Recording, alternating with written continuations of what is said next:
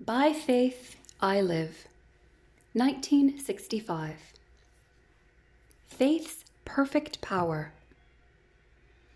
One Halloween night when I was 13, I joined 3 of my school chums to hobnob with the goblins of the season. Under cover of darkness, we engaged in the usual pranks, which we hoped would somehow prove to be truly devastating to the hapless and unsuspecting victims. We did not know anything about trick or treat in my day. It was all trick for us, the tricks confining themselves primarily to the ringing of doorbells and the subsequent running as if for dear life down the street. At times, however, we engaged in what we considered the height of perverse wickedness and inserted a pin in the doorbell, causing it to continue ringing steadily until the pin was discovered and removed by the occupants of the house. As the hour drew near when our parents expected us to be in for the night, we turned reluctant steps homeward through the city's streets. Suddenly, one of the boys, he's a practicing physician today, pointed to a loaded and temporarily unattended beer truck parked across the street and ran quickly toward it. Not knowing what trick he had in mind, but more than willing to find out, we joined him. When he arrived at the rear of the open truck, he reached up into it saying, "Grab a bottle and run." While the other 3 reached and grabbed, I hesitated. They waited for a moment to give me encouragement, but I still didn't budge. Then, realizing the danger of further delay, they rushed off and I followed empty-handed close at their heels. A block or 2 later, when they had determined that we had not been followed, they stopped in a vacant lot to consider the situation.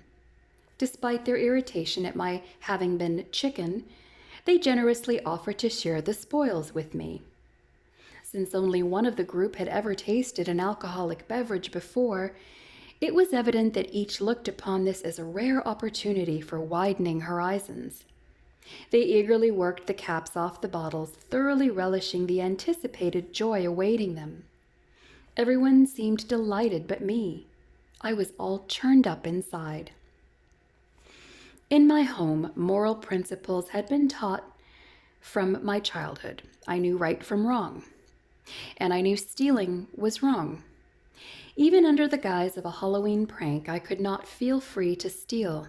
Besides this, because my childhood had included active participation in church activities, I also knew the Bible's teachings against the use of alcoholic beverages. That night, in the vacant lot, 2 passages memorized years before from the scriptures flashed through my mind. Wine is a mocker, strong drink is raging, and whosoever is deceived thereby is not wise. Proverbs 20, verse 1. Look not thou upon the wine when it is red, when it giveth his color in the cup, when it moveth itself aright. At the last it biteth like a serpent, and stingeth like an adder. Proverbs 23, verses 31 and 32. I knew these verses were against all alcoholic beverages. In retrospect, I cannot proudly state that I was brave that night in the face of my friends' taunts and ridicule. No well-worded speeches containing factual information on the evils of alcohol came from me. As a matter of fact, what I really remember is being pretty uncomfortable and more than a bit humiliated at being the object of their unrelenting scorn. But I did turn down their invitation to join them in drinking that night, as I have done all the years of my life since. What is more, I have never regretted it, not for a single instant. That night, 2 of those boys started down a new road for them, which has been a serious problem in their lives ever since. For one of them, the problem has been so serious that it is probably safe to say that alcohol has ruined his life. Their ridicule was hard for me to take then, but today I'm glad that I did. Now they are enslaved by a costly and ruinous habit. I have often wondered if they ever think of that Halloween night more than 30 years ago. And if so, maybe their teenage scorn has given way to middle-aged envy. The passing years have brought me into contact on more than one occasion with the growing and deeply perplexing problem of alcoholism in human lives. Mary, a member of my congregation, was one of the finest, most cultured, and gentle ladies I have ever met. She was a real aristocrat of the old school. Charles, her husband, not a church member, was equally polished.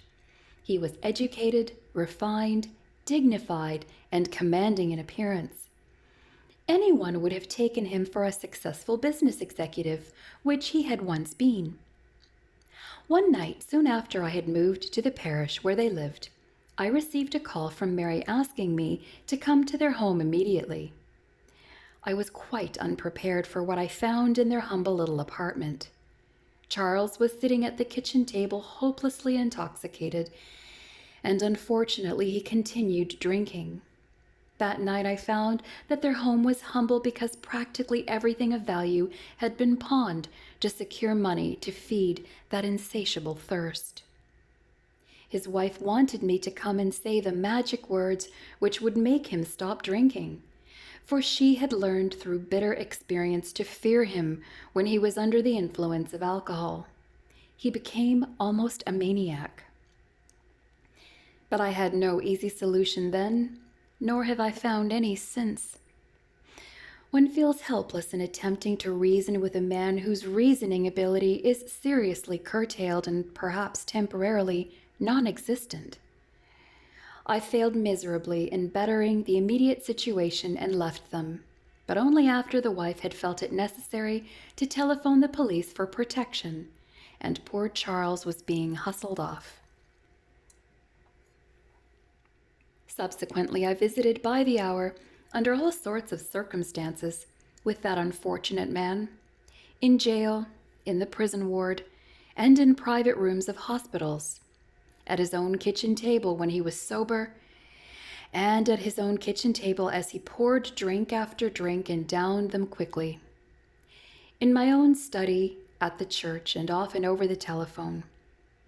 And frequently he attended church to the evident delight of his wife, and it was always a pleasure for me to see him there. When he was himself, he was one of the most considerate men alive, but when alcohol took over, he was changed completely. He tried many things to help him overcome his difficulty: frequent medical treatment, long periods in the hospital, drying out, Alcoholics Anonymous, and to some degree the church. But he always gave up with all of these too soon, for it was evident that he never really wanted strongly enough to be free from drink, to stay with anything that could help him. One sad day, his heartbroken wife told me that Charles was dead, adding that perhaps this was the only way that he could find freedom from his slavery. Such a story does not need to end that way, in frustration and failure. Some men have found a power in their lives which has enabled them to stand up against the pressures of society and never begin the practices which would lead to such complete enslavement. Every Sunday evening for 7 years in my New York City pastorate, I conducted religious meetings for the general public in Brooklyn's Academy of Music. As a result of those public meetings, over the intervening years, several hundred people began to attend our weekly church services and ultimately became church members.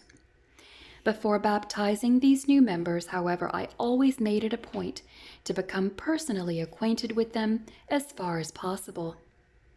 I shall never forget one man who desired church companionship and membership. At first, he seemed deliberately anxious not to talk about himself and would avoid answering any question regarding his family. He gave me a business address rather than his home address. I wondered what he was trying to hide, and I even came to question the genuineness of his desire to be a dedicated and committed part of the church. But one day, in a visit with him in the church study, the floodgates burst, and he talked. After that, I understood. He had been an outstanding realtor, but his business had all but disintegrated because of his alcoholism.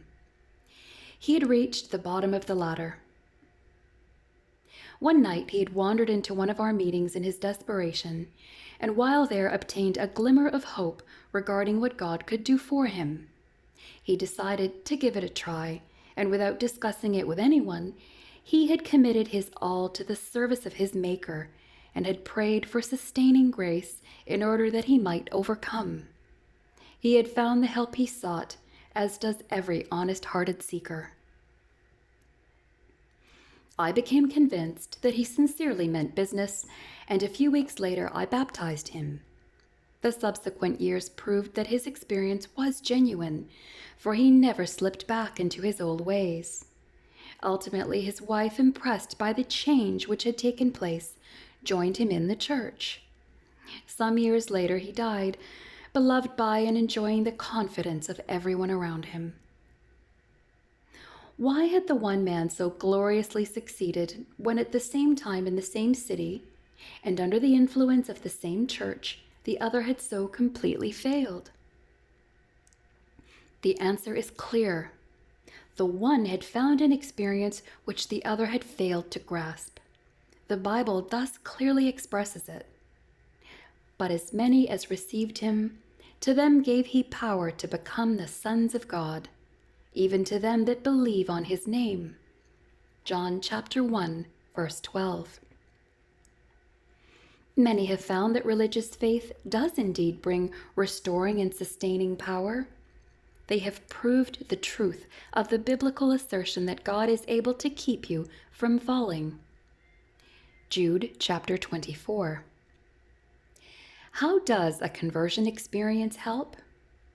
Conversion is a miracle of God's grace. It changes men completely. The Bible makes this claim for it. Therefore, if any man be in Christ, he is a new creature. Old things are passed away. Behold, all things are become new. See 2 Corinthians chapter 5, verse 17. While I cannot explain the miraculous change that takes place in the human heart, I know its reality. The changed outlook which accompanies the finding of a religious experience eliminates the need for escape through alcohol by providing a daily solution to life's problems. When a man can take his problems to God in prayer and leave them there, knowing that a greater power has taken over, he can face his future with a confidence that removes life-shattering fears and the need for the dulling power of alcohol. The need to run away is gone. Not many weeks ago, in a rather dismal room in a poorer section of town, I visited for some time with 4 narcotics addicts. I would like to call them former addicts, but they would object to that. They are not taking drugs now, but they never want to become overly confident and let down their guard. They will always consider themselves drug addicts and recognize the possibility of slipping back. One of these individuals had taken drugs steadily for 19 years, the others for 12, 9, and 7 years. Fewer than 1% of addicts ever become permanently free. The secret? Each talked earnestly of an experience he had come to call his own spiritual awakening. At my request, each told me his own story, a story of repeated attempts to kick the habit, always followed by failure. But now it was different. Let me emphasize, this thing is real. A vital religious experience provides preventive power. I discovered it one Halloween night in my teens. Many a young person has discovered it since, under differing circumstances. Religious faith also has saving power, which alcoholics, narcotics addicts, and others with various problems of life have discovered. And its keeping power can sustain you and present you faultless one day at a time if you accept it into your life. With all the conviction born of the experiences which have come to me, I heartily recommend to you the power of a vital religious experience.